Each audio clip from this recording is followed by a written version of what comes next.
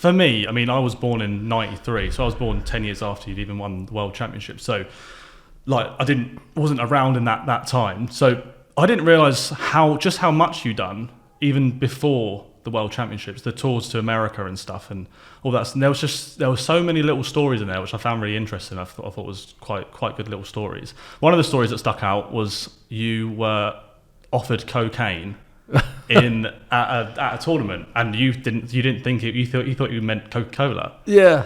So what was going on there? Well, basically what happened.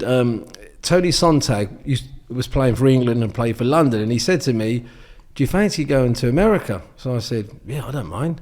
He said, "Well, you've got to use this dart with a spring loaded in." So I said, "Okay, I'll use it." Well, I thought at the time it's not really any good American, so you can throw any dart, it should beat them. You know, it's just your mentality, really. When you're young, you're very confident.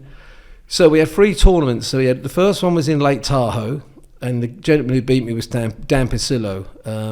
He was a multi-millionaire. He's got his own ski business and everything. And I lost in the final, and I thought, I've got 2 more big events here. And he was the best player in America.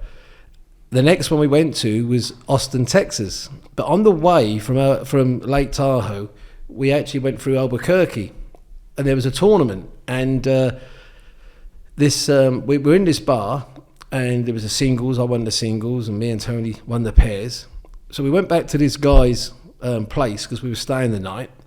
Well, he had a rattlesnake as a pet. I mean, who has a rattlesnake as a pet? Honestly, swear to God, rattlesnake. But anyway, he had a Porsche. And when you're young, you don't really take much notice, but he was driving down the road with a whiskey or brandy in his hand, you know, which he should be doing. I was sitting in the back of the Porsche.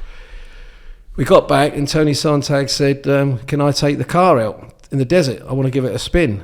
So I said, "Well, I said, "Don't, Tony, because you've had a drink." Anyway, I got out the car. They took it out the desert. He spun it over, and lucky enough, a doctor was coming through the desert, and he had a hole in his head that much.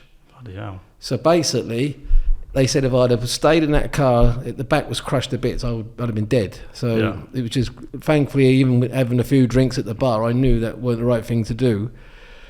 And then I went on to Austin, Texas. Tony was in hospital for a couple of months, and I was playing in the final, and it was Dan Pisillo again. I thought, God, I can't lose against him again, you know, because he was one of these God bless America and all this, see. So I was on the practice board, and this guy went, "Keith, do you want a Coke?" I said, "No, mate, I'll have a beer." He went, "Man, I mean cocaine." I said, no cocaine, I want a beer, just give me a beer. And I always remember they put American flag on the stage, and I said, "Well, where's the English one then?" And they went, "Yeah, there." I went, "Yeah, I'll have the flag back." And that didn't go down very well, and I thought, shouldn't have done that. And then I went on to Cleveland. That was for the extravaganza, and the semi-final was shown on TV, and I beat Jerry Umberger in the final. So I think I come back with, you know, quite decent money, and you know, I gave Tony half, and I said, "Right, you know, what do you reckon?" And the main man went, "Go back and take the big boys on," and that's what I did. I went back and took the boys on in 1982 in the Los Angeles Open.